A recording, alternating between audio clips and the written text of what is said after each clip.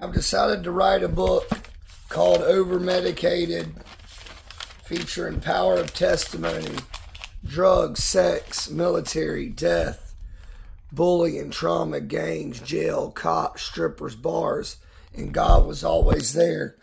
Because I want people to know that with over medication and all these things that I went through, that God was still there, always there, and that you can turn out to be that person that everybody says you're going to be. I grew up in Gulf Shores, Alabama. My dad ran the Pink Pony Pub. This is the first part of the book. It was a famous bar in Gulf Shores, Alabama. We were poor, but all my friends seemed to be rich business owners crowd.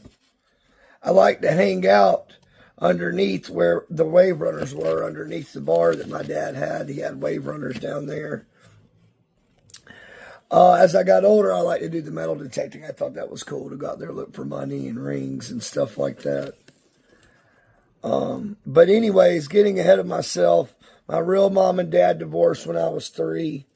We were in Vestavia, Brookwood, and Birmingham, Alabama, where I will end up back at later on in my story. I don't know who was right, but from what I could tell, my real mom didn't want me. And that lines up more than what everybody else said because of how she treated me and what was admitted later on. My stepmom was a teacher at Gulf Shores Elementary. We were poor. I had a reading comprehension problem, and I was also gifted with a high IQ. I was skinny and a pretty boy growing up until my family decided I was too happy. That was the beginning of the book name, Over Medicated.